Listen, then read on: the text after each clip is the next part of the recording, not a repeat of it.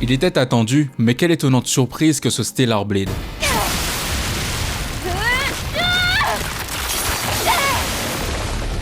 Le jeu commence par des phases de couloirs et différentes étapes face à des boss.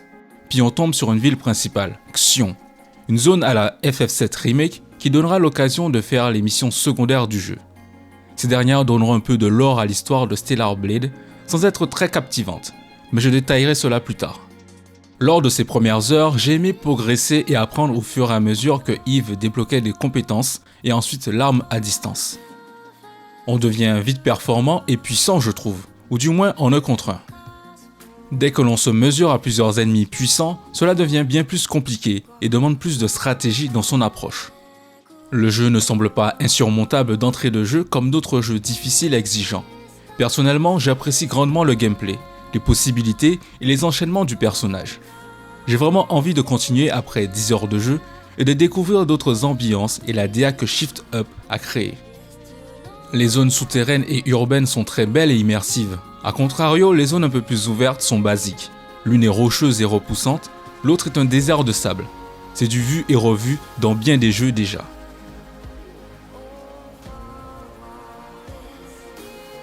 Stellar Blade est vraiment un bon jeu grâce à son gameplay action. Plus vous débloquez des capacités, des arbres de compétences, et plus vous étoffez votre arsenal de combat pour massacrer les Naytiba, les ennemis du jeu.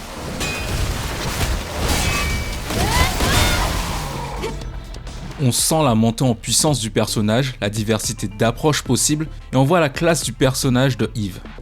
Les esquives et parades parfaites offrent un sacré sentiment de satisfaction et de plaisir au combat. Les contres qui peuvent en découler sont tout aussi joliment réalisés pour vous inciter à les maîtriser et les réaliser plus souvent. Ils sont aussi particulièrement indispensables pour faire baisser le niveau de bouclier des ennemis, notamment les boss.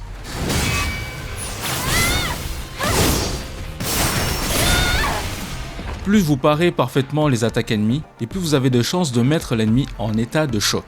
Et ceci vous permettra d'effectuer une attaque en enlevant une bonne partie des PV dans le cas où vous arrivez à parer très souvent les enchaînements adverses.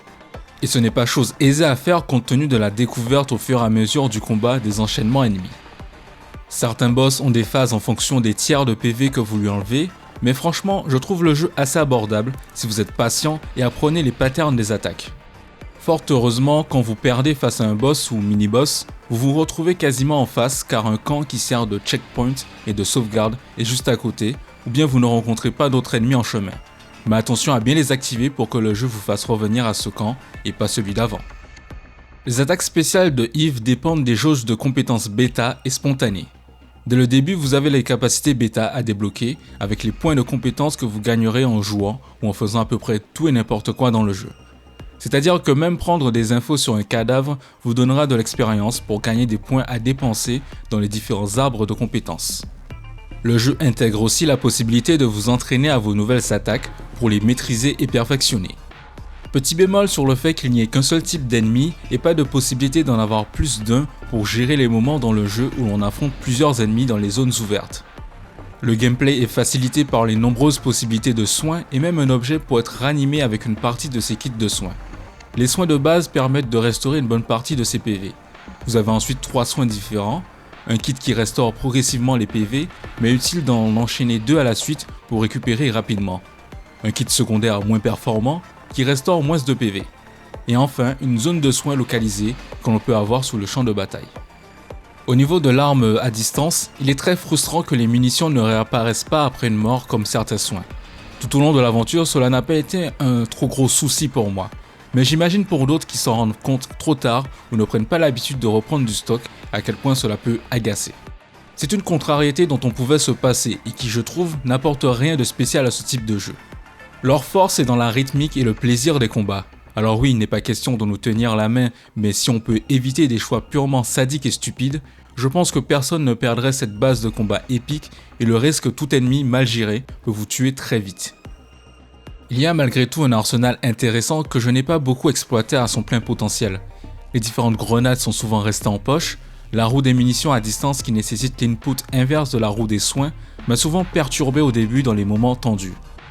Mais je ne vais pas bouder toutes les options que d'autres jeux dans ce genre n'offrent pas pour être plus frustrants. Un défaut à noter, c'est la caméra en combat contre les boss plus gros que vous qui peut souvent donner du fil à retordre. Difficile de voir les attaques venir et d'esquiver ou parer au bon moment. Le reste du temps, ça n'a pas trop entamé le plaisir de jeu, mais c'est quelque chose qu'ils auraient pu faire mieux pour donner encore un peu plus d'impression de grandeur à certains boss. In fine, il manque cette impression d'oppression chez certains ennemis, alors même qu'en termes de design, ils sont, je trouve, assez marquants avec des attaques et enchaînements nécessitant pas mal de vigilance.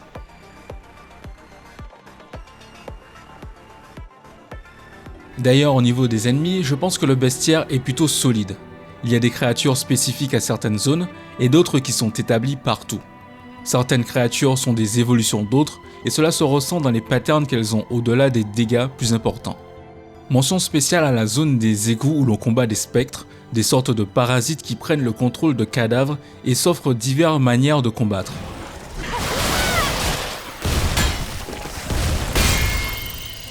Les sangliers dans les terres désolées ont des armes différentes et donc des patterns auxquels il faut savoir s'adapter assez vite et combattre stratégiquement.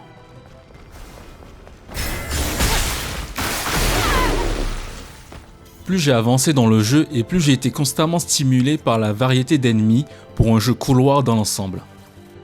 J'ai trouvé dommage que dans la dernière ligne droite, certains nouveaux ennemis sont peu nombreux pour essayer d'autres approches de combat.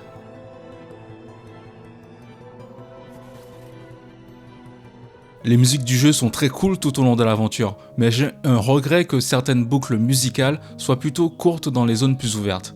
Cela les rend assez agaçantes sur la durée de l'exploration.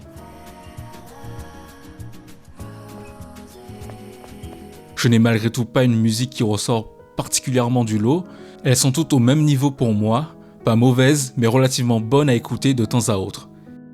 Il faut aimer ce style de musique qui est présenté tout au long de l'aventure pour ne pas être désarçonné. Je note quand même une bonne composition pour les combats de boss qui rythment bien et donnent envie de retourner se faire écraser par les boss optionnels du jeu.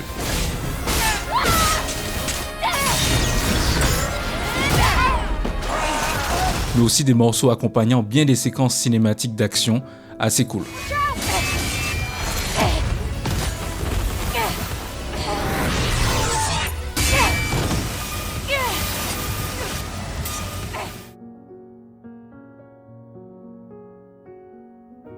On regrettera forcément les choix de sexualisation du studio coréen et la personnalisation relativement ridicule et peu utile offerte aux joueurs.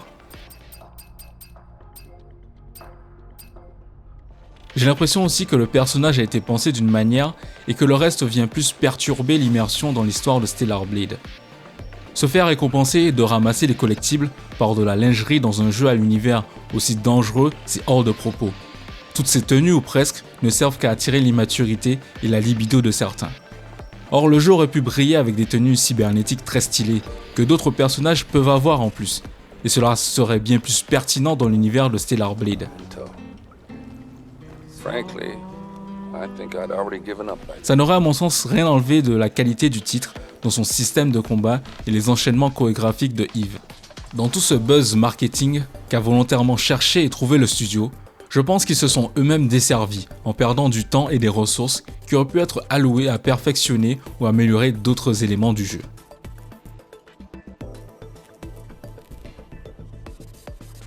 Au niveau de l'histoire, j'ai personnellement fini par voir où elle allait très facilement. Plus vous faites des quêtes secondaires et explorez le monde, et plus vous allez confirmer ou infirmer des hypothèses. Malheureusement, le jeu manque un peu de mystère même si les personnages font des efforts pour oublier tout ce que l'on a pu observer lors des quêtes secondaires. L'intrigue n'est clairement pas le point fort du jeu, mais ce n'est pas non plus un défaut majeur. Les différents settings que l'on est amené à explorer sont plutôt propres graphiquement et je me suis facilement laissé porter et tenter par l'exploration quasi totale des différentes zones.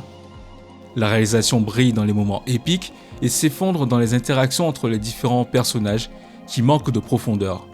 Cela ne permet pas pour moi de m'intéresser un peu plus à leurs histoires qui pour la plupart n'est pas suffisamment bien amenées et intrigants. Certaines révélations tombent un peu mal et les réactions des personnages sont assez timides, voire assez je m'en foutisme je trouve. Lily et Adam qui nous accompagnent sont assez clichés et même dans ce sens je n'ai pas réussi à les prendre au sérieux ou à avoir de l'empathie à certains moments. J'étais en décalage complet avec eux tout au long de l'aventure, m'empêchant de voir un dilemme dans un choix à faire à la fin du jeu car ce dernier comporte effectivement plusieurs fins.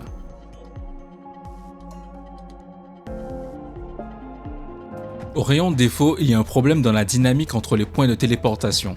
Ils fonctionnent par zone, ce qui fait qu'entre la ville de Xion et la zone plus ouverte des Terres Désolées, vous ne pouvez pas vous téléporter et avez des temps de chargement.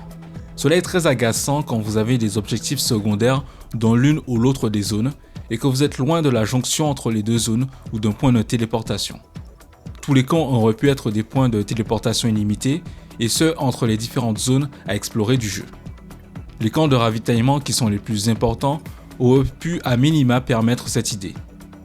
Il en est de même avec certains checkpoints ou zones de plateforme qui desservent l'expérience. Eve n'est clairement pas la plus maniable dans ces moments. Cela m'a donné souvent envie d'arrêter une partie. On est loin des sensations d'un Horizon ou même de certains Assassin's Creed qui maîtrisent les animations et l'ancrage du personnage dans les sensations manette en main. Ici, Eve est très lente et j'ai souvent eu l'impression de ping pour qu'elle se décide à grimper et sauter. Elle flotte énormément dans les airs au point où il est compliqué de savoir où elle va réellement atterrir après avoir déclenché un saut. Dans certaines zones souterraines nous obligeant à n'utiliser que le fusil comme arme, le jeu brille visuellement je trouve.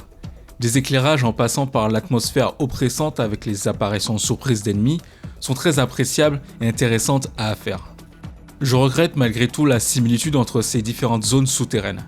J'ai fini par ne plus être surpris et deviner assez aisément quand et où est-ce que les ennemis allaient apparaître.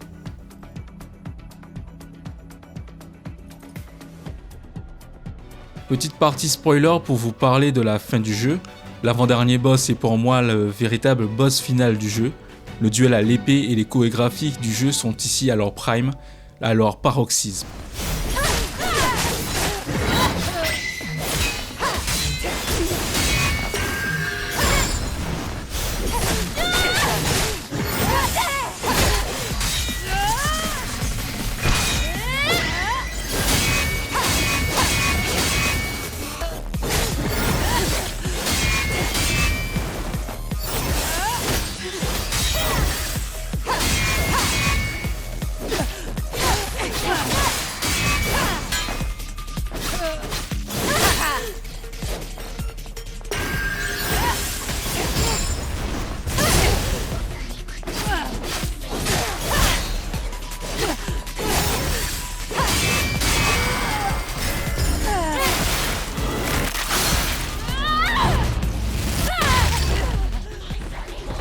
Ce combat était incroyable et satisfaisant, et aussi très long, il m'a fallu 2 heures pour réussir à la battre, mais c'est là où l'affrontement final, déjà qu'il peut être différent en fonction de vos choix ou des quêtes secondaires que vous avez accomplies, peut être très décevant. Pour ma part, ce fut le Mecha Providence avec les défauts des affrontements de boss gigantesques du jeu, qui sont imbuvables avec la caméra très proche du personnage. On distingue les attaques avec plus de contraintes. Si on prend en considération les dégâts que cela implique, c'est extrêmement frustrant comme situation. Ce boss final montre à quel point le jeu s'est parfois perdu en voulant cocher des cases de plein de jeux à succès. Parfois ça marche, et d'autres fois comme ici, pas vraiment. Le combat final est certainement le seul que je n'aurais pas envie de refaire dans le jeu. Alors que les autres boss, si le jeu permettait cette possibilité, je les aurais refaits avec grand plaisir.